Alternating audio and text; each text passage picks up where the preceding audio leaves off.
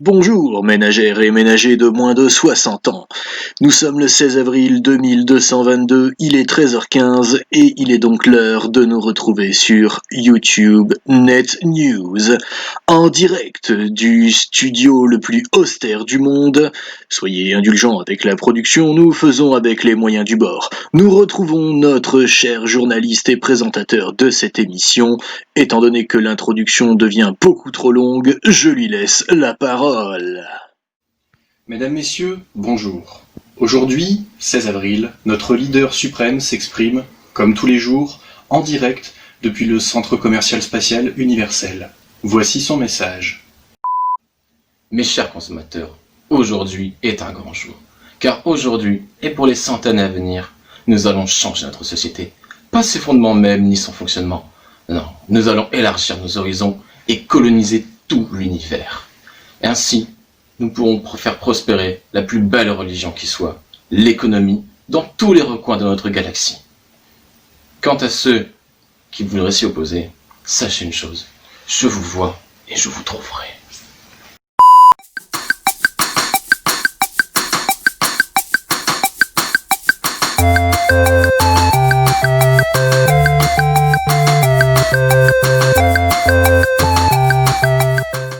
Bien, donc comme vous l'aurez compris, suite à l'annonce qui avait été faite dans la dernière vidéo, aujourd'hui on va s'attaquer à Roll for the Galaxy. Alors, Roll for the Galaxy, c'est un jeu Rio Grande Games, c'est créé par Wei Hua Huang. Alors je suis désolé pour la prononciation, mais les noms à connotation... asiatique, j'ai énormément de mal, donc je suis désolé pour cette personne, mais je pense que je n'arriverai pas à dire son nom correctement.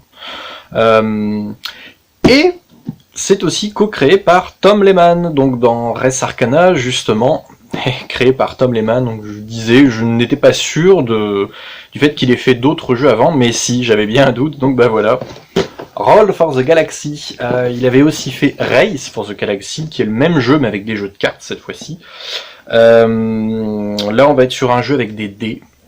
C'est un très bon jeu. On va voir tout de suite comment se déroule une partie, les tenants, les aboutissants. Vous allez voir, c'est vraiment très très bien. Attention par contre, donc au moment où je fais la vidéo, je ne sais pas si elle sera longue. Je pense que oui, elle sera un petit peu longue, parce que c'est un jeu où il y a beaucoup de choses à voir. C'est un jeu expert, donc va falloir s'accrocher un petit peu, mais vous allez voir, il n'y a rien de bien compliqué, c'est vraiment un très bon jeu. Alors bien évidemment, et vous en avez l'habitude maintenant, une règle du jeu.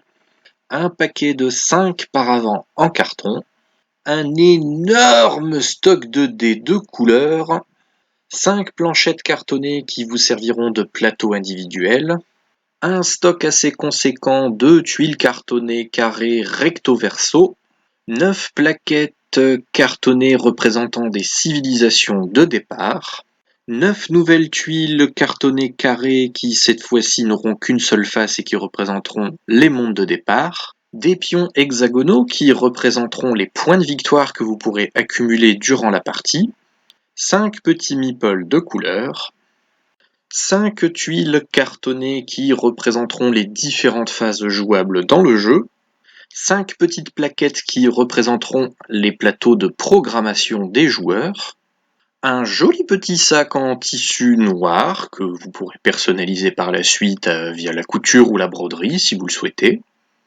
5 petits shakers de couleurs qui seront du plus bel effet dans votre armoire à porcelaine, et enfin une bouteille de rhum brun. Attends, quoi là ? Alors, maintenant qu'on a vu le matériel, on va passer à la mise en place. La mise en place, elle est un peu spéciale. Je vais vous mettre tout de suite une image de ce à quoi ressemble la table une fois qu'on a installé le jeu. Alors, je suis désolé, la capture est pas géniale. J'ai essayé de faire du mieux que je pouvais pour la photo.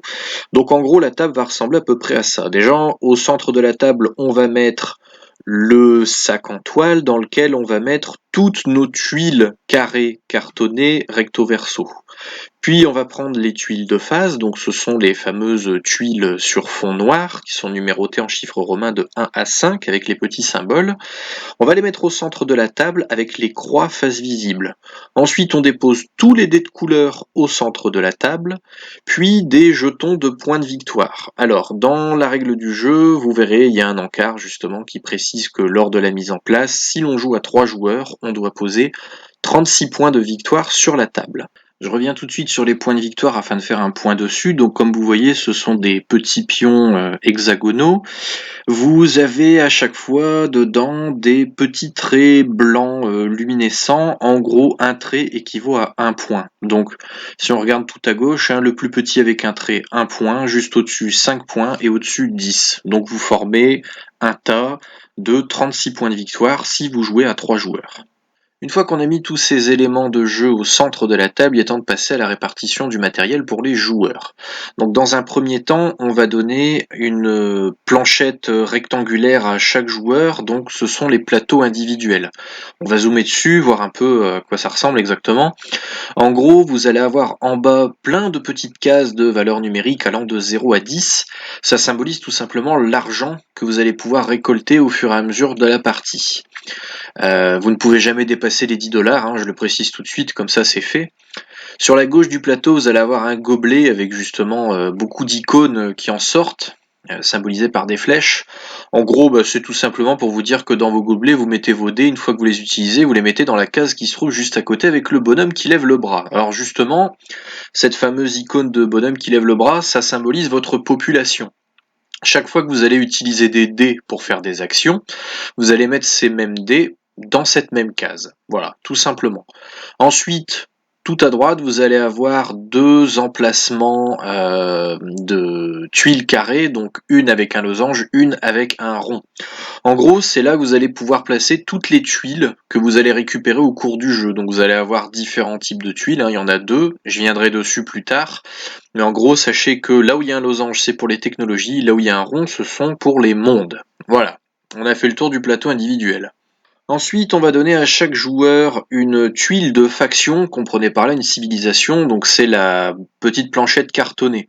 Vous allez avoir en gros sur cette planchette à gauche une technologie, à droite un monde. Donc ce sont en gros votre faction de départ qui va vous donner différents effets, ça peut déjà vous donner une stratégie à jouer.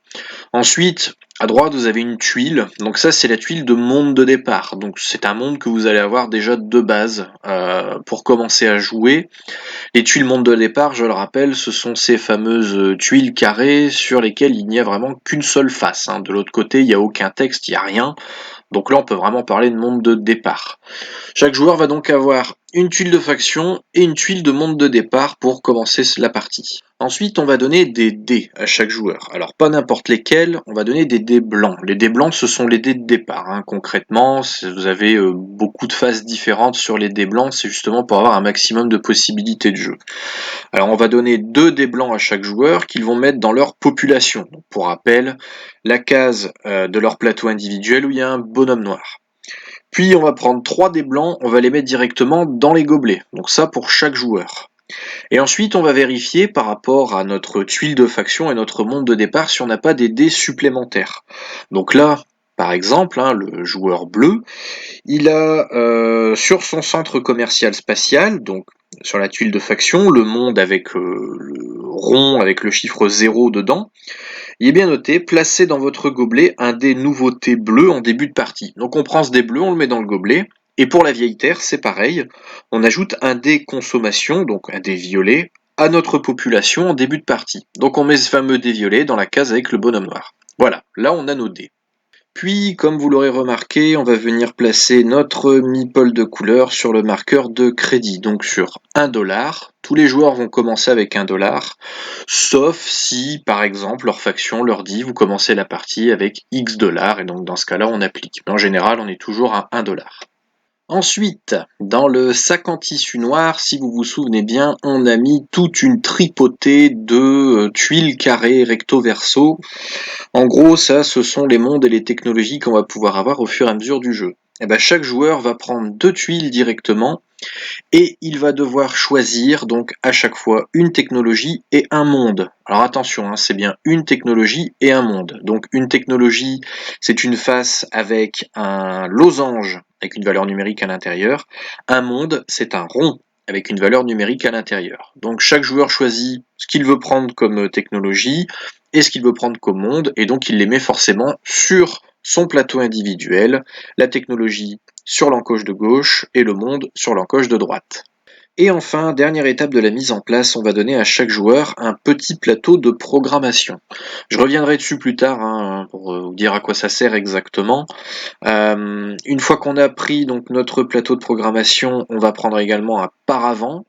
Le paravent va vous servir tout simplement à venir cacher votre plateau de programmation aux autres joueurs. Il vous servira également d'aide de jeu. Voilà, et une fois que vous avez pris ça, votre aire de jeu va ressembler à peu près à ça. Vous avez votre plateau de programmation devant votre paravent, devant votre plateau individuel et encore devant votre tuile de faction, votre monde de départ. Bon là, bien évidemment, on ne verra pas le reste du matériel hormis le plateau de programmation et le paravent, mais en gros, voici à quoi ça ressemble exactement. Alors, la mise en place est enfin terminée, on va passer maintenant au plus important, qu'est-ce que Roll for the Galaxy ? Comme je l'ai dit au début de la vidéo, Roll for the Galaxy c'est un jeu de dés, et en gros, tous nos dés vont représenter des ouvriers. Ces ouvriers ils vont développer de nouvelles technologies, coloniser de nouveaux mondes, explorer la galaxie, et en même temps expédier des ressources pour gagner soit de l'argent, soit de la popularité en gros, qui va être représentée par des points de victoire.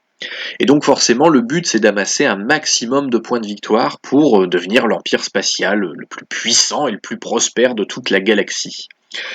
Donc pour ça, on va effectuer différentes phases dans le jeu, et le jeu va se terminer à partir du moment où il n'y a plus de points de victoire sur la table, tous les points ont été pris par les joueurs, ou à partir du moment où un joueur atteint 12 tuiles sur son espace de jeu. Voilà, concrètement, la partie se passe comme ça. À la fin, bien évidemment, on va compter les points de victoire, forcément, représentés par les pions et par nos tuiles, et le joueur qui a le plus de points de victoire gagne la partie. Donc maintenant, on va passer aux règles.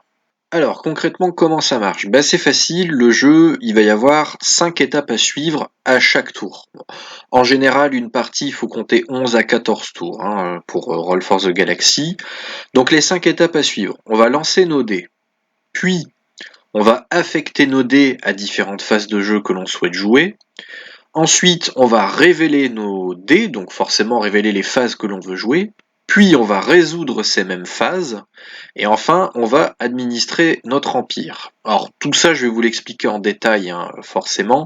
Je vais juste revenir sur le cœur du jeu, ce sont ces tuiles-ci. Donc ça, ce sont les tuiles de phase. Il y en a 5 différentes. L'exploration, le développement, la colonisation, la production, l'expédition. Tout ça, on va le voir par la suite, rassurez-vous. On va commencer par la première étape et forcément la plus simple, le lancer de dés. Alors, première étape, le lancer de dés. Bon, là, faut pas être sorti de Saint-Cyr pour savoir ce qu'il y a à faire. En gros, vous avez des dés dans votre gobelet, vous allez tout simplement les jeter. Tous les joueurs le font en même temps, et le tout derrière leur paravent. Donc en gros, vous allez jeter vos dés, vous allez retrouver derrière votre paravent de telle sorte que les autres joueurs ne puissent pas voir vos dés. Et là, on arrive à un petit souci par rapport au jeu. Je vous laisse voir ça tout de suite. Voilà, c'était cadeau. Et ça, imagine, tu joues à 5 en même temps. 5 gobelets remplis de dés. Cool, hein ? Du coup, si vous n'avez pas perdu l'un de vos tapants, voire les deux, vous avez donc ceci. Alors admettons, donc le joueur bleu a lancé ses dés, il se retrouve dans la situation suivante. Il a bien ses 3 dés blancs de départ de son gobelet, plus son petit dé bleu qu'il a récupéré via son monde de départ. Donc on a un dé blanc avec un rond pour coloniser, un dé blanc avec un losange pour développer, un dé blanc avec un symbole de production et un dé bleu avec une étoile. Ce qui nous amène donc à la deuxième étape du tour de jeu, c'est l'affectation des ouvriers. Car oui, vos dés symbolisent des ouvriers. Ils vont donc effectuer des actions. Donc là, admettons, on va placer nos ouvriers, donc nos dés blancs, devant les phases qu'ils représentent. Alors, j'ai mis le dé bleu avec une étoile devant la phase explorée, car il faut savoir qu'une étoile, c'est en gros un joker. Le joker équivaut à n'importe quelle face d'une phase. Donc ça peut bien être exploré, développé, colonisé, produire, expédier, peu importe. Affecter un ouvrier à une phase, c'est bien, mais qu'est-ce que ça sous-entend les phases? Alors, c'est facile, on va les voir assez rapidement. La phase numéro 1, donc l'œil, c'est l'exploration. En gros, pour chaque ouvrier qui vont faire une exploration, on va aller piocher une tuile dans le sac en tissu noir. Si vous vous souvenez bien, sur votre plateau individuel, vous avez placé, pendant la mise en place, une technologie et une planète. Et en gros, quand on va explorer, on va rajouter une nouvelle tuile pour pouvoir faire une nouvelle technologie ou pour pouvoir coloniser une nouvelle planète. Et ça va nous permettre de gagner des points à la fin de la partie. La deuxième phase, c'est le développement. En gros, chaque ouvrier qui va être mis en développement va permettre d'aider au développement d'une carte technologie sur votre plateau individuel. C'est pareil pour coloniser, on va mettre un dé, mais cette fois-ci sur une tuile de monde à coloniser. Ensuite, la production, pour chaque dé qu'on aura mis en production, on va pouvoir produire des ressources sur les différentes planètes de notre empire galactique. Et enfin, la phase numéro 5, l'expédition. En gros, toutes les productions que l'on a sur le monde, on va pouvoir soit les vendre, soit les convertir en points de victoire. Voilà, c'est aussi simple que ça. Alors, on a vu à quoi correspondaient les différentes phases du jeu. Bien évidemment, je vais rentrer dans le détail plus tard, mais là, on va rentrer dans le concret, c'est-à-dire le compliqué. Pour vous expliquer ça, vous n'avez pas idée du nombre d'enregistrements que j'ai dû faire, refaire, pour arriver à un truc qui soit plus ou moins compréhensible. Parce que oui, expliquer là, ça devient de la masturbation d'esprit. En gros, vous allez prendre un de vos dés et vous allez le placer sur une des icônes de phase. Par exemple, sur le slide-ci, j'ai décidé de mettre le dé Joker bleu sur Explorer. Ça veut dire que je décide d'explorer avec ce dé. Donc en gros, je vais pouvoir piocher une tuile du sac en tissu noir, vu que j'ai placé un dé dessus. Les trois autres dés, ils peuvent ne me servir à rien. Je vais vous expliquer avec un autre exemple. Alors là, j'ai placé mes dés différemment. Ne prêtez pas attention aux dés qui se trouvent tout à droite. Vous l'oubliez. Là, vous ne regardez que les 3 dés de gauche. J'ai placé un dé rond sur Explorer. Puis en dessous, j'ai mis le dé bleu Joker. Puis en dessous, le dé blanc Développé. Ça veut dire que concrètement, dans cette situation-ci, je vais pouvoir piocher 3 tuiles du sac en tissu noir. Jusque-là, c'est simple. Donc on a vu un exemple de placement de dés. On va reprendre l'exemple où je place mon dé bleu sur Explorer. Vous l'avez compris, moi je veux explorer ce tour-ci. Mais du coup, les autres dés à côté, ils servent à quoi?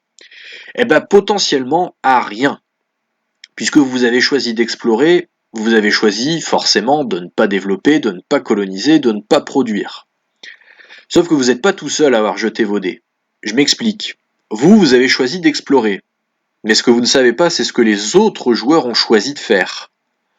Par exemple, je sais pas, le joueur rouge veut décider de coloniser. Il va donc placer un de ses dés sur sa piste de phase, donc sur le symbole colonisé, le rond. Et là, dans cet exemple-ci, quand on va révéler les pistes de phase, en gros, on va explorer, puisque moi j'ai choisi d'explorer, je vais explorer, mais si les autres joueurs ont des dés en dessous de la phase explorée, ils vont pouvoir explorer eux aussi. Et pareil, vu que le joueur rouge a placé son dé sur la phase colonisée, étant donné que moi j'ai un dé rond en dessous de colonisé, je vais pouvoir coloniser. Est-ce que c'est clair? Alors, ne me prenez pas pour un débile, hein, je sais que vous n'avez pas compris. Moi-même, quand je réécoute l'enregistrement, je ne comprends rien à ce que je raconte. Alors, on va prendre le slide de révélation. Ça va être plus simple à expliquer comme ça. Je reviendrai sur l'affectation juste après. En gros, on voit les jets de dés des 3 joueurs. Le joueur bleu, il a décidé de placer tous ses dés en dessous de l'exploration, il veut explorer. Bon, admettons. Le joueur vert, il a un dé sous-exploré, un dé sous-développé et un dé surcolonisé, donc son dé rouge, et un dé blanc juste en dessous de colonisé. Donc lui, il a choisi la colonisation. Le joueur rouge, lui, il a choisi de produire, c'est pour ça qu'il a mis un de ses dés produire sur la phase produire. Il a un autre dé produire, donc il laisse juste en dessous dans la colonne, et il a un dé d'expédition juste en dessous de la phase d'expédition. Donc là, en gros, ce qu'on va faire, on va prendre les tuiles de phase, nouveau slide, et on va tout simplement venir enlever les croix rouges des phases choisies. Donc admettons, on va bien avoir la phase explorer, la phase coloniser et la phase produire qui ne vont pas avoir de flèches rouges. C'est-à-dire qu'on va jouer ces phases-ci. Du coup, maintenant, on va faire une chose simple. Puisque l'on sait qu'on ne va pas faire de développement et on ne va pas faire d'expédition, eh ben, on va tout simplement retirer les dés des joueurs qui se trouvent sous la colonne expédition ou sous la colonne développement de leur piste des phases. Donc en gros, je reprends mon slide. On a retiré le dé de développement sous la phase développement du joueur vert et on le remet dans son gobelet. Pour le joueur rouge, c'est pareil, son dé expédié va retourner dans son gobelet. Donc, en gros, le joueur bleu, il va faire 3 fois l'exploration, le joueur rouge, il va faire 2 fois la production, le joueur vert va faire 2 fois la colonisation. Mais, et là, si vous êtes observateur, vous avez bien vu que le dé d'exploration du joueur vert est resté sur la table. Et bien c'est pour une raison simple, c'est que étant donné qu'il avait un dé sous l'action d'exploration qui a été choisi par au moins un des joueurs, eh bien le joueur vert aussi va pouvoir faire une exploration. D'où le fait de placer intelligemment ses dés afin de pouvoir jouer le plus de phases possible. Bon, on est d'accord, c'est plus clair maintenant l'affectation, puisqu'on a vu la révélation et ce que ça sous-entendait, vous comprenez maintenant tout l'enjeu de bien choisir son affectation et surtout comment placer ses dés sous sa piste des phases. Donc reprenons tout simplement notre exemple. Nous avons notre fameux dé bleu Joker qu'on va pouvoir placer où on veut, notre fameux dé développement, l'autre coloniser et le produire. L'exemple le plus simple, je choisis de mettre donc mon dé Joker bleu sur explorer, je choisis donc de faire la phase d'exploration à ce tour, et j'aurai peut-être la possibilité de faire un développement, et ou une colonisation, et ou une production, suivant ce que les autres joueurs auront choisi. Maintenant, on va prendre un exemple un peu plus compliqué. Donc du coup, ça c'était l'exemple simple. Maintenant, on va passer à ça. Ça, on est d'accord, ça défie la logique. Puisque, je l'ai peut-être pas précisé avant, mais un dé rond doit aller sous le symbole rond. Un dé avec un losange doit aller sous le symbole de losange. Jusqu'ici, c'est facile. Mais alors pourquoi on a ça? Pour 2 raisons. Le plus simple, le joker, donc l'étoile, vous l'avez compris, ça peut aller sous n'importe quelle phase. Bon, je vais décider de le mettre sous explorer. Pour choisir une phase, vous devez prendre l'un de vos dés. Mais vous n'êtes pas obligé de prendre un dé du symbole de la phase que vous avez choisie. Donc par exemple, si je veux absolument explorer, je peux très bien soit mettre mon joker, puisqu'il va n'importe où, mais je peux aussi prendre un dé, donc normalement de la colonisation, ou un dé du développement, ou un dé de la production. Ça n'a aucune importance. Moi, je veux absolument explorer, piocher de nouvelles tuiles. Plutôt que d'utiliser le joker, je vais utiliser le rond. Comme ça, je choisis bien la phase explorée, et en plus, avec mon dé joker, j'ai une exploration de plus. Donc, 2 tuiles de plus à piocher. Mais alors le losange, comment est-ce qu'il est arrivé là? Eh bien, par une action très simple. En haut à droite, vous voyez une iconographie assez spéciale. Vous avez 2 cubes multicolores avec des points d'interrogation, une flèche qui fait un mouvement étrange, faut l'avouer, encore un petit carré de couleur avec un point d'interrogation à l'intérieur et une flèche blanche. Ça, c'est ce que l'on appelle l'action imposée. Tous les joueurs l'ont. En gros, pour faire simple, c'est comme si je vous disais, toi là, tu veux produire? Eh ben non, tu dégages et ton pote, il va faire autre chose que ce pour quoi il est censé bosser. Voilà. Donc en gros, j'ai décidé de sacrifier mon dé de production pour que mon dé de développement devienne un dé exploré. C'est aussi simple que ça. Voilà, donc là, comme vous l'aurez compris, à ce tour, je vais pouvoir faire 3 explorations. Mais le fameux dé qu'on a mis de côté là, concrètement, il va se passer quoi pour lui?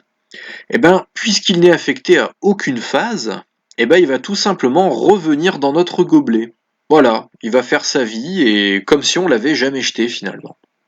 Bon, eh ben on a vu le plus dur, hein. Juste après c'est niveau CP, hein. Il n'y a rien à comprendre, ça va être juste de l'explication des phases, hein, plus en détail, comment ça se passe. Voilà. On a vu le lancer de dés, c'était facile. L'affectation des dés, c'était un peu plus compliqué, mais je pense qu'on s'en est sorti correctement. La révélation, bah, facile, hein, pareil, hein, il suffit juste de révéler nos dés en retirant nos paravents devant nos planches de phases et de sélectionner donc les phases que les joueurs ont choisies et retirer les dés qui ne sont pas concernés par les phases justement que l'on a retirées. Maintenant, on va passer à une explication de phases.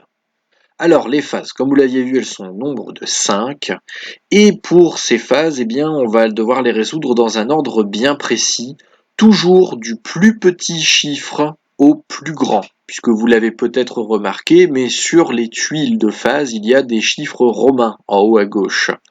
Eh bien, on va aller de 1 à 5, hein, tout simplement. Et donc, bah, forcément, on va commencer par la phase d'exploration. Alors, donc la première phase, l'exploration. L'exploration, c'est un peu particulier puisque vous pouvez faire 2 choses.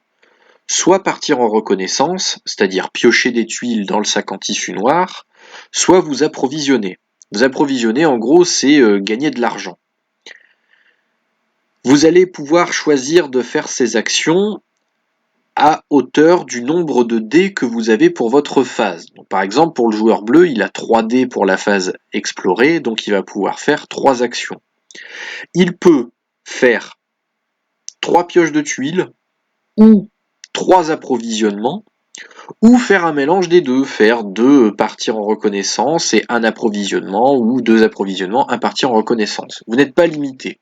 Tout en sachant bien évidemment, et ça je le précise, que les phases se font pour tous les joueurs en simultané, c'est-à-dire que le joueur bleu va faire son exploration, le joueur rouge va lui aussi faire sa phase d'exploration. L'approvisionnement, on va commencer par ça, hein, c'est le plus facile. En gros, vous allez gagner 2 crédits pour chaque dé que vous avez utilisé pour l'approvisionnement. Donc bah là, par exemple, je décide de remettre mon dé joker bleu dans ma population et je passe mon meeple de 1$ à 3$. Voilà, ça c'est l'approvisionnement. Donc ensuite, partir en reconnaissance. Pour chaque dé que vous avez sur votre phase d'exploration, vous allez piocher une tuile du sac en tissu noir. Alors une tuile, comme vous l'avez dit en début de vidéo, c'est recto verso. Au recto, vous avez une technologie, au verso, vous avez un monde. Donc bah là, par exemple, hein, voilà, la tuile, elle peut être composée comme ça. Alors une tuile, comment ça marche? Ben c'est facile. Là, bon, ce sont 2 tuiles différentes, mais on va partir du principe que vous avez une seule tuile dans la main et qu'elle est recto verso. À gauche, vous avez une planète. C'est reconnaissable au fait que en haut à gauche, vous avez justement un rond, donc là vert, avec une valeur numérique dedans. Quand c'est un rond, c'est un monde. Donc sur votre plateau personnel, vous allez le placer sur l'encoche de droite. Et à droite, vous avez une technologie. Technologie, c'est facile, c'est pareil, c'est un losange de couleur avec une valeur numérique à l'intérieur. Que ce soit un monde ou une technologie, les deux faces ont forcément un effet. Donc pour forme de vie hostile, par exemple, on va placer une ressource génétique, donc verte, sous-entendez un dé, sur ce monde lorsque vous le colonisez. Donc en gros, quand on aura colonisé cette planète, on va pouvoir placer un dé vert dessus, comme étant une ressource. Et pour les nanotechnologies, eh ben, on peut réaffecter 1 ou 2 ouvriers à n'importe quelle phase. Donc ça, j'expliquerai plus tard, hein, bien sûr. Donc bah là, en gros, la tuile que vous avez sélectionnée, vous allez devoir choisir, soit je la prends pour en faire un monde, soit je la prends pour en faire une technologie. Quand vous avez choisi, vous la mettez sur votre plateau de jeu. Donc on a vu qu'on pouvait piocher une tuile du sac anti-tissu noir pour chaque dé que l'on avait au niveau de la phase d'exploration. Mais on peut faire autre chose. Sur le slide que vous avez devant vous, on a donc la tuile de la phase d'exploration, et juste en dessous, il y a une autre tuile qui correspond à une technologie. Cette tuile, eh bien, elle vient de mon plateau personnel. J'ai défaussé la technologie. Pourquoi défausser cette technologie? Eh bien, pour pouvoir piocher une tuile supplémentaire du sac en tissu noir. Ça veut donc dire que là, vu que j'ai défaussé cette tuile, eh bien, je vais piocher une tuile du sac en tissu noir pour mon dé d'exploration et une supplémentaire pour la tuile que j'ai décidé de défausser depuis mon plateau individuel. Notez que si vous défaussez 5 tuiles de votre plateau individuel, vous allez piocher 5 tuiles supplémentaires. Ça permet de renouveler sa stratégie et forcément les tuiles que l'on va pouvoir coloniser ou développer dans les autres phases. Et donc, dans l'exemple, eh bien, j'ai pioché un monde. J'ai choisi de prendre un monde plutôt qu'une technologie. Donc, si on regarde tout à droite, on a deux tuiles l'une sur l'autre. Celle du dessus, donc c'est ma tuile de départ, c'est celle avec le rond à fond gris avec le chiffre 4. Eh bien, je viens placer en dessous le nouveau monde que j'ai choisi et surtout pioché via la phase d'exploration, donc le monde avec le rond fond vert. Voilà, je la place en dessous et ça sera exactement la même chose pour les développements. Tout nouveau développement que je viendrai prendre se mettra en dessous d'un développement déjà acquis.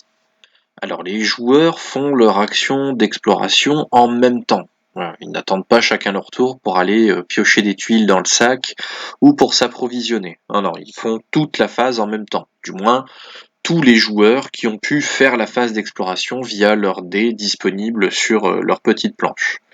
Une fois que chaque joueur a joué l'action d'exploration, toutes les tuiles qui ont été défaussées sous la tuile de phase d'exploration retournent dans le sac. Elles seront disponibles pour une prochaine action explorée. Deuxième phase possible, développer. Donc là c'est plutôt simple. En gros, ça va concerner évidemment nos dés avec les phases de losange. On va venir les poser sur nos cartes technologies se trouvant sur notre plateau principal. En gros, on considère que les dés à losange, ce sont des développeurs et qui vont tout simplement faire des développements sur les technologies que l'on voudrait rechercher. Pour représenter ça, eh bien, on va venir poser les dés sur les cartes technologies. Donc ici, dans notre exemple, nous avons 2 dés sur la carte technologie mandat galactique. Ce n'est pas suffisant. C'est à ça que servent justement les nombres inscrits dans les losanges ou les ronds. C'est le nombre de dés qu'il va falloir mettre sur cette même tuile pour pouvoir développer la technologie. Donc là, par exemple, il va me manquer un dé. Alors vous vous en doutez, puisqu'il manque un dé, eh bien la technologie ne va pas pouvoir être apprise. Et le problème, c'est que du coup, eh bien, les dés vont rester sur la tuile tant qu'un troisième dé ne sera pas placé dessus. Ça veut dire que vos dés seront bloqués. Ils ne pourront pas aller dans la population et donc ne pourront pas retourner à votre gobelet. Heureusement, le joueur bleu a été précautionneux, il avait un dé joker bleu, et il l'a placé pour faire des développements.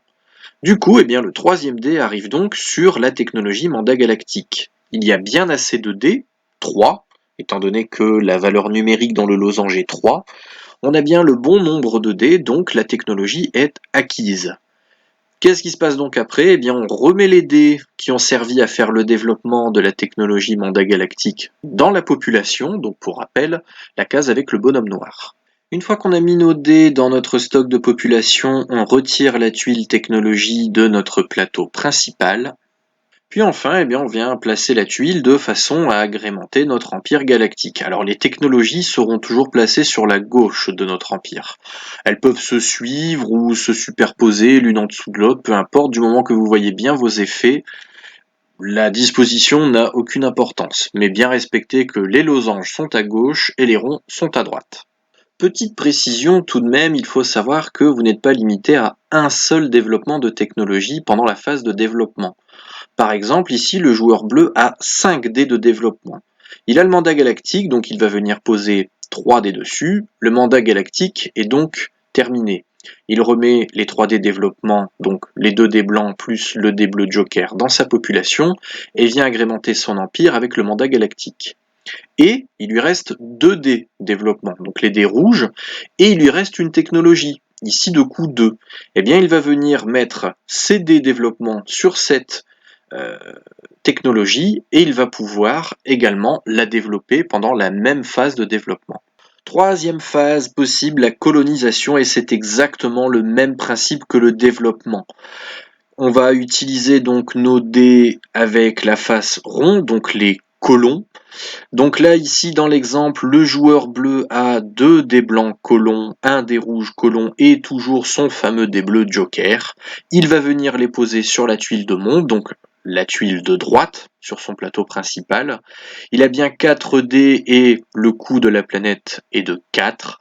Il remet tous les dés qui ont servi à la colonisation dans sa population, et ensuite, eh bien, la tuile de monde, il vient la placer sur son plateau principal, à droite cette fois-ci, pour les mondes colonisés. Et bien évidemment, comme pour les développements de technologie, vous pouvez coloniser plus d'un monde par phase de colonisation. Quatrième phase disponible, la production, donc celle qui a un chiffre romain en haut à gauche assez particulier. Yves. Mais non, pas Yves, 4. Désolé, je me sentais obligé de la faire celle-là. Alors, production.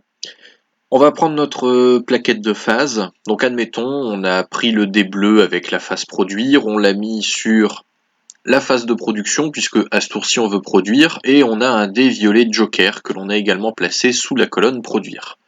Comment ça va se passer? Eh bien c'est très simple. Nous allons tout simplement placer nos dés de production sur nos tuiles de monde. Alors pour placer vos dés sur vos tuiles de monde, il y a quand même des petites règles spécifiques. La première, vous ne pouvez pas placer de dés de production sur un monde gris, c'est-à-dire un monde dont le rond a la couleur grise. Donc ici, par exemple, j'ai le monde de ma tuile de faction, le centre commercial spatial, il est de couleur bleue. Je peux bien placer un dé dessus, et l'autre monde juste à côté, forme de vie hostile, c'est un monde à rond vert. Je peux bien placer un dé dessus. Deuxième spécificité, vous pouvez placer n'importe quel dé de n'importe quelle couleur sur n'importe quelle tuile monde qui ne soit pas blanche. Donc je peux mettre un dé bleu sur un monde bleu, tout comme je peux mettre un dé violet sur un monde vert. Je peux prendre un autre exemple encore, je peux très bien aller placer donc mon dé violet sur un monde vert et un dé rouge sur un monde bleu. Les seuls dés de production que vous ne pourrez pas mettre sur un monde, ce sont les dés blancs. Donc si dans votre colonne de production vous aviez donc par exemple le dé bleu, le dé violet et un dé blanc, eh bien le dé blanc va tout simplement retourner dans le gobelet. Dernière spécificité de la phase de production, c'est un détail minime, vous ne pouvez pas placer plus d'un seul dé sur un monde. C'est-à-dire qu'à partir du moment où votre dé de production se trouve sur un monde, vous ne pourrez pas en ajouter de deuxième. Tout comme le dé de production va rester sur le monde sur lequel vous l'avez posé. Il ne pourra pas être récupéré, sauf à la prochaine phase que l'on va voir tout de suite. Dernière phase donc disponible dans un tour de jeu, c'est l'expédition. Alors, l'expédition, ça marche avec vos dés en forme de fusée. Et là, vous allez avoir 2 choix possibles. C'est en rapport avec vos ressources que vous avez placées sur vos mondes. Soit vous allez vendre ces ressources pour gagner de l'argent, soit vous allez consommer ces ressources, là pour gagner des points de victoire. On va voir comment ça marche tout de suite. On va commencer par la vente, c'est le plus simple à comprendre. En gros, vous allez vendre les dés se trouvant sur vos mondes. Donc admettons, sur ma planchette de phase, j'ai 2 dés. Un dé blanc et un dé violet. Et je veux vendre une ressource. On va aller sur le nouveau slide. Donc là, par exemple, suite à la phase de production précédente, j'avais placé un dé rouge sur forme de vie hostile, admettons. Ce dé de production, je vais le vendre. Alors pour ça, je vais utiliser mon dé d'expédition. Donc là, du coup, j'ai un dé d'expédition violet. Je vais aller le remettre dans la population. Et le dé rouge, je vais également le remettre dans la population. Maintenant, on va regarder la couleur du monde où se trouvait mon dé de production rouge. C'est vert. Et donc, si je vends une ressource se trouvant sur un monde vert, je vais gagner 5 crédits. Donc je mets immédiatement mon meeple sur la valeur 6. Alors évidemment, cette valeur de crédit pour la couleur des mondes, je l'ai pas chié de nulle part, hein. C'est dans la règle du jeu, mais également sur votre paravent. Donc ici, par exemple, sur la phase 5, expédier, on voit vente, gain de crédit basé sur la couleur du monde, donc le rond avec les 4 couleurs à l'intérieur. Si je vends une ressource se trouvant sur un monde bleu, je gagne 3 crédits. Sur un monde marron, 4 crédits. Sur un monde vert, 5 crédits. Et sur un monde jaune, 6 crédits. Voilà, au moins vous savez à quoi vous en tenir. Du coup, deuxième chose possible pendant l'expédition, c'est la consommation. La consommation, comme je l'avais dit avant, ça nous permet de gagner des points de victoire.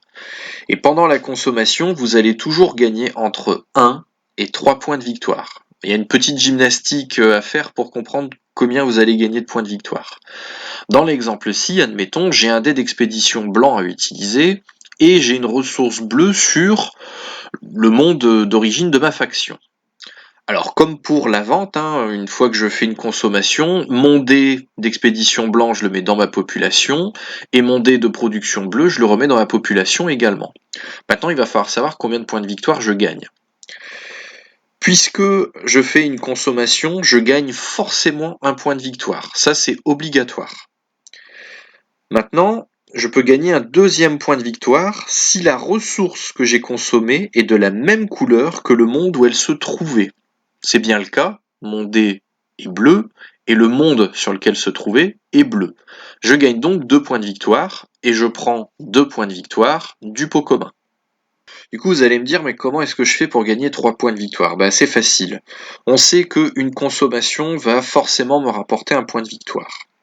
Si la ressource que j'ai consommée est de la même couleur que le monde où elle se trouve, je gagne un point de victoire. Du coup, troisième point, si l'expéditeur, c'est-à-dire le dé qui nous sert pour faire la phase d'expédition, est de la même couleur que le monde où se trouve la ressource, eh bien je vais gagner un autre point de victoire.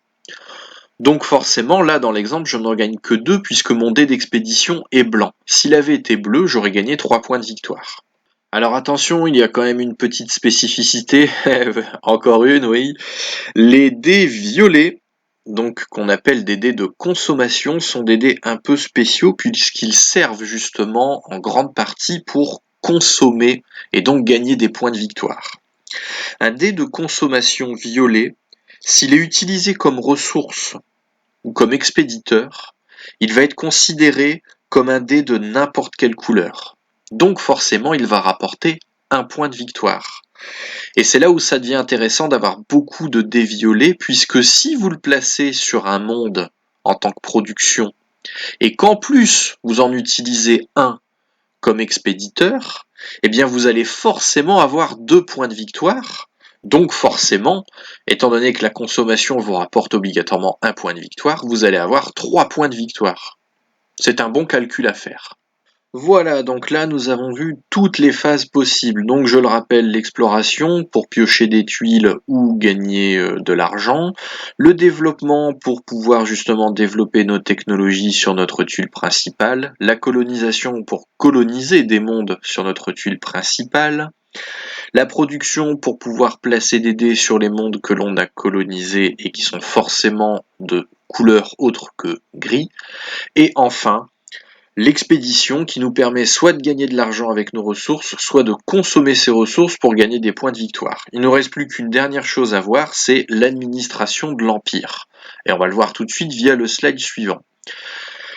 L'administration de l'Empire, on va pouvoir faire plusieurs choses. Soit recruter, soit rappeler des gens, et ensuite il va falloir réinitialiser également les tuiles de phase. Je vais vous expliquer tout ça. Alors tout d'abord le recrutement. Faut savoir une chose dans le jeu, finalement, c'est un peu une sorte de société de consommation du futur, puisque les dés que vous avez en jeu vont représenter des ouvriers. Vous allez avoir des colons qui vont coloniser les différents mondes de la galaxie, des producteurs qui vont créer des richesses sur les mondes que vous avez colonisés, etc., etc. Et quand vos ouvriers ont fait leur job, forcément, au bout d'un moment, ils en ont plus. C'est pour ça que vous les remettez dans votre case de population, donc celle avec le bonhomme noir. En gros, ça, ce sont vos chômeurs. Pour pouvoir bénéficier de ces chômeurs, il va falloir les recruter, et donc il va falloir payer de l'argent. Et pour ça, on va prendre une valeur simple, peu importe la couleur du dé, un dé va obligatoirement vous coûter un crédit. Donc là, par exemple, j'ai 4 dés dans ma population. Si je veux reprendre les 4 dés, je vais payer 4 $, et ensuite, je remets les 4 dés dans mon gobelet. Bien évidemment, vous n'êtes pas obligé d'acheter tous vos dés en une seule fois. Vous pouvez sélectionner quel dé vous allez prendre à partir du moment où vous avez la bonne valeur de crédit disponible. Alors, sachez également que dans ce jeu, vous pouvez être pauvre, mais pas démuni. Je vais vous expliquer tout simplement la chose. En gros, si, admettons, vous avez dépensé tous vos crédits pour acheter vos dés, vous êtes forcément à 0 crédit, mais vous allez obligatoirement retourner à 1 crédit une fois que vous aurez fait votre recrutement. Ça va vous permettre en gros de toujours pouvoir racheter au moins un dé si jamais vous n'avez pas gagné d'argent au cours du tour. Alors effectivement, recruter des ouvriers, ça permet de récupérer des dés dans notre gobelet pour pouvoir effectuer des actions, mais on peut aussi faire autre chose que recruter et donc dépenser son argent pour récupérer des ouvriers. On peut aussi en rappeler. C'est-à-dire qu'admettons, si vous avez des dés sur des technologies qui sont pas encore terminées, ou des dés sur des mondes que vous n'avez pas encore fini de coloniser, ou même des ressources sur des mondes, mais que, admettons, vous ne souhaitez pas les vendre ou les consommer pour plus tard, vous pouvez les prendre et les remettre dans votre gobelet. Et ça, c'est gratuit. Ça vous permet d'économiser de l'argent pour plus tard. Alors une fois que chaque joueur a effectué son recrutement et ou son rappel, on va passer à la réinitialisation, donc c'est-à-dire que pour toutes les tuiles de phase, on va toutes les placer du côté où on a une croix rouge visible. Comme ça, au moins, on repart bien sur des bases saines pour le prochain tour. Et après, on vérifie les conditions de fin de partie. Donc je le rappelle, il y en a deux. Soit il n'y a plus de points de victoire à piocher dans la réserve, soit il y a au moins un joueur qui a 12 tuiles ou plus sur son tableau. Alors attention, la tuile de faction de départ compte dans le compte final, c'est-à-dire qu'elle vaudra 2 tuiles, et la tuile monde de départ, elle compte également. Donc de base, vous avez déjà 3 tuiles sur les 12 nécessaires pour mettre fin à la partie. Si aucune de ces conditions n'a été effectuée, on redémarre un tour. Donc on va repartir sur le lancer de dés, puis après on va affecter nos dés, on les révèle, on refait les phases, etc. etc. Si par contre une des conditions a été faite, on va passer au décompte des points de victoire. Et on va tout de suite voir comment ça marche. Alors le décompte des points de victoire, comment ça marche? C'est assez simple. Déjà, on va compter les points que l'on a par rapport à nos jetons de points de victoire. Donc là j'ai un jeton 10, 3 jetons 15, un jeton 1. J'ai donc 26 points de victoire via mes jetons.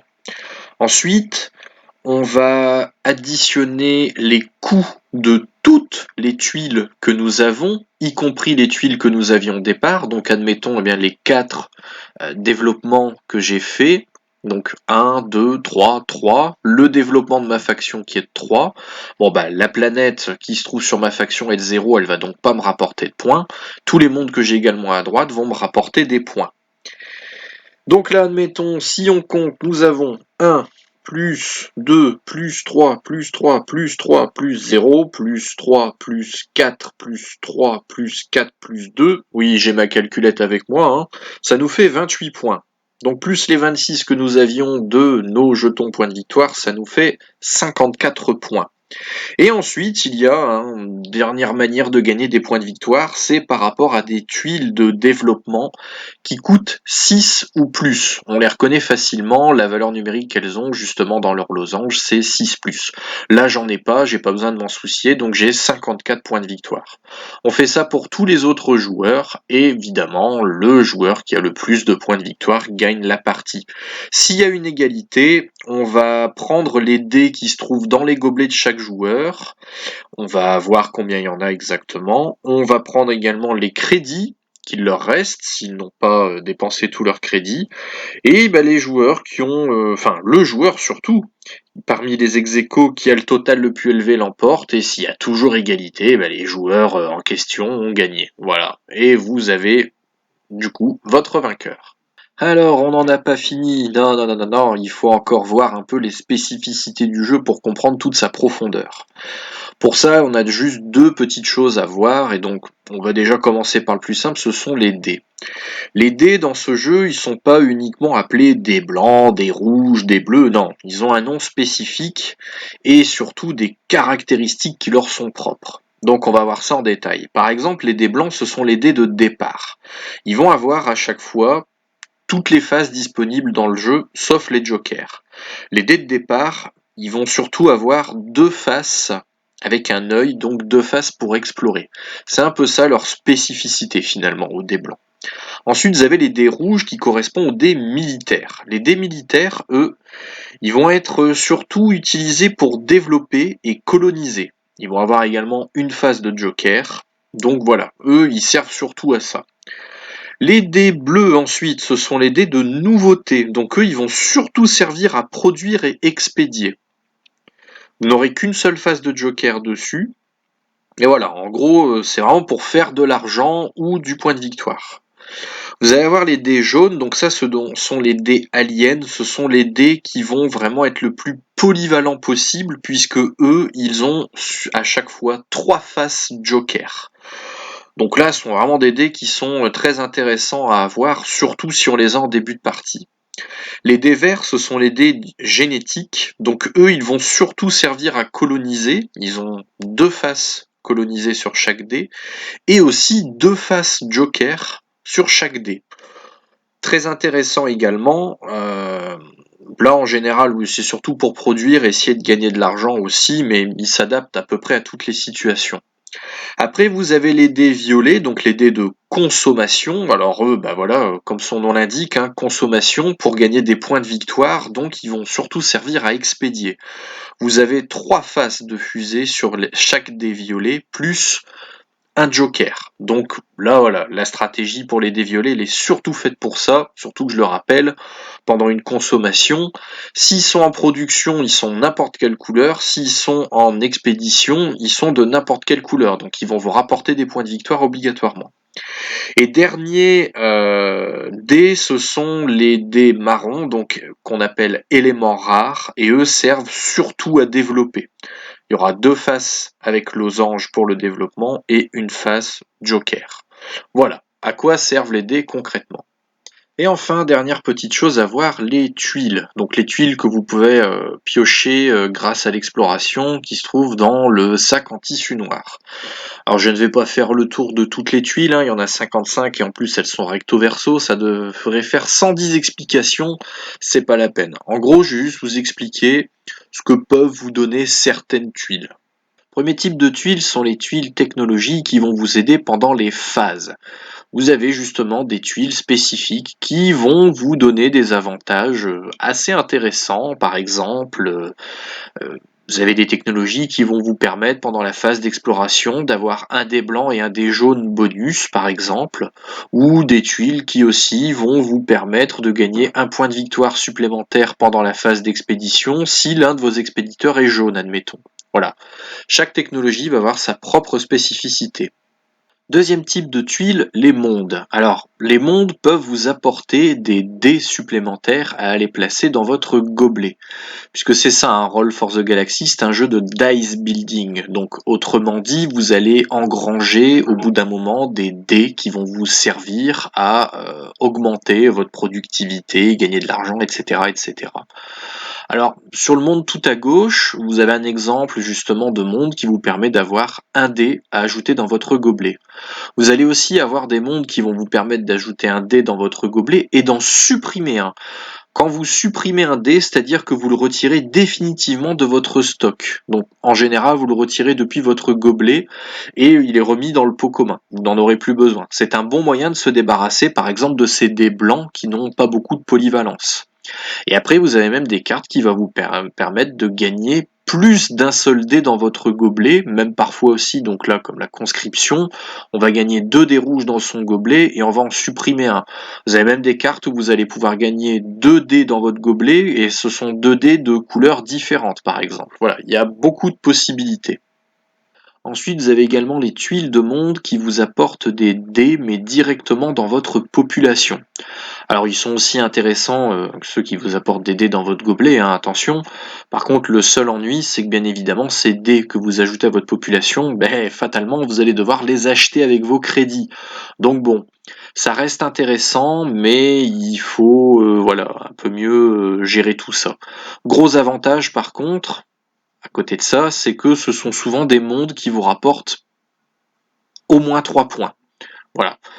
C'est un mal pour un bien, on va dire. Ensuite, vous allez également trouver des mondes qui vont vous apporter des ressources. Alors là, c'est pareil, hein, c'est exactement le même principe que pour les ajouts de dés à la population ou au gobelet, sauf que cette fois-ci, vous allez mettre directement un dé en tant que ressource. C'est très intéressant également, puisque là, en fait, l'avantage, c'est que effectivement, votre dé, vous n'allez pas le récupérer pour pouvoir le jouer directement via votre gobelet ou l'acheter directement via votre population. Par contre, vous allez pouvoir le vendre pour gagner des crédits, donc potentiellement pouvoir le racheter plus tard, ou le consommer pour gagner des points de victoire. Donc ça reste assez intéressant également. Ensuite, vous allez avoir des technologies qui vont vous servir surtout pendant la réaffectation. Alors, par exemple, on avait vu, quand vous devez affecter vos dés sur votre plateau de programmation, vous avez la possibilité de faire ce qu'on appelle une action d'imposer. C'est-à-dire que vous mettez un de vos dés sur le côté, il ne vous servira pas. Par contre, en bonus, vous avez le droit de mettre un dé, admettons, avec un losange, sous la colonne, je sais pas, de production, par exemple. Donc, comme si un développeur devenait un producteur. Et en gros, là vous allez avoir à peu près la même chose hein, sur ces technologies-ci. Par exemple, vous allez avoir des tuiles qui vont vous permettre de faire 2 impositions par tour au lieu d'une, ou même parfois beaucoup plus intéressant, vous ne jetez qu'un dé et vous pouvez changer 2 dés. C'est ce genre d'effet que vous pouvez avoir. Et enfin, dernier type de tuiles, là ce sont les tuiles de développement à 6+. Alors, les tuiles de développement à 6+, quoi qu'il arrive, elles vous rapporteront forcément 6 points de victoire, et elles vous donneront également des bonus de points de victoire. Par exemple ici les réserves galactiques, une fois que la partie est terminée et qu'on doit faire le calcul des points de victoire, si j'ai encore des ressources sur des mondes, donc c'est-à-dire en gros des dés que j'ai placés pendant une phase de production, normalement, ces dés ne me rapportent pas de points de victoire, mais grâce aux réserves galactiques, si, elles vont me rapporter un point de victoire par dé, du coup, qui seront toujours sur des tuiles de monde. Ça marche pour tout, hein. Vous avez également des développements à 6+, qui vont vous permettre de gagner un point de victoire par couleur de dés différente dans votre pool de dés que vous avez amassé au fur et à mesure de la partie.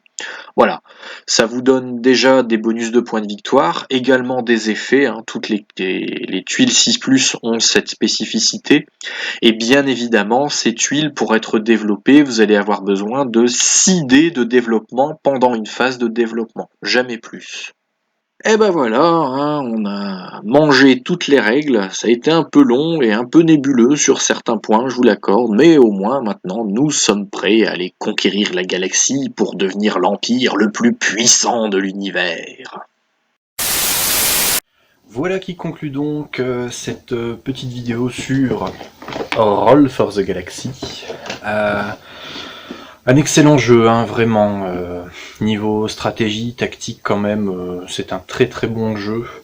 Ça peut être un peu abstrait au début, c'est peut-être l'un des seuls points faibles du jeu, c'est que vraiment au début vous allez ramer avant de vraiment bien comprendre le jeu. Faut 2 ou 3 parties hein, avant de vraiment être sûr de là où vous voulez aller.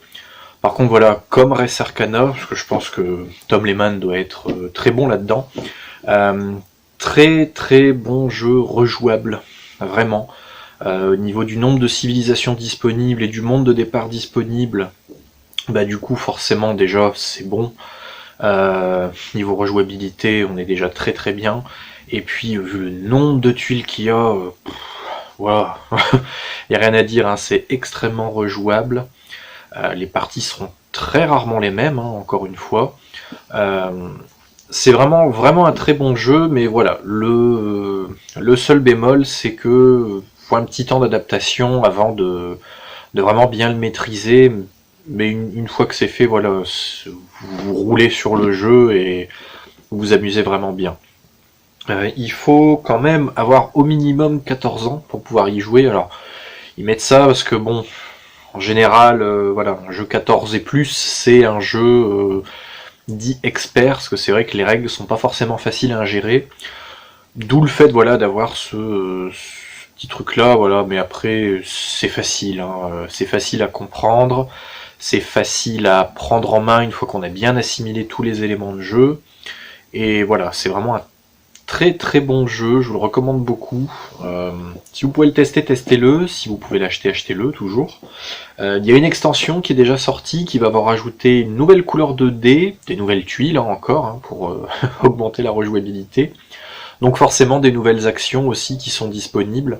Je l'ai pas acheté, je peux pas vous dire ce que j'en pense, mais apparemment de ce que j'en ai vu, ça rajoute pas mal de choses très intéressantes, donc ça augmente encore le taux de rejouabilité. Donc vraiment voilà, je vous conseille quand même d'acheter le jeu sans l'extension d'abord pour voir vraiment, voilà, histoire de bien comprendre toute la finalité du jeu, tout le jeu en lui-même. Et après, une fois que vous maîtrisez bien, vous prenez l'extension, même si je l'ai pas testé, voilà, l'expérience fait que je sais déjà qu'il faut quand même avoir un petit peu d'expérience avant de commencer à acheter l'extension, contrairement à Res Arcana où là c'est beaucoup plus facile. Voilà. Mis à part ça, bah, c'est vraiment un très très bon jeu. Je pense que ça se sent encore une fois, hein, c'est aussi un coup de cœur ce jeu-là. Faut compter une 60aine d'euros pour ce jeu. Alors, c'est un budget. Pour moi, je trouve que c'est pas excessif au vu de tout le matos qu'il y a. Hein. Il y a énormément de tuiles, il y a bon, bah, tous les dés forcément. Et puis c'est un jeu qui est très rejouable, donc au final, payer 60 € pour un jeu de société où vous allez vraiment pouvoir vous amuser très souvent. Voilà, on peut y aller les yeux fermés, donc voilà. Roll for the Galaxy. Essayez-le, achetez-le vraiment. Et voilà, je pense que je pourrais conclure là-dessus. Merci d'avoir regardé la vidéo jusqu'au bout à nouveau. Je vous invite encore à nouveau à mettre des j'aime, commentaires, vous abonner, partager, voilà. Faites ce que vous voulez. Prochaine vidéo sur Qui l'a vu, donc, un jeu pour enfants.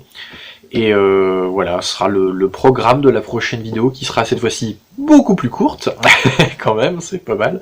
Voilà, bah, je vous dis à très bientôt pour une nouvelle vidéo du coup. Ciao!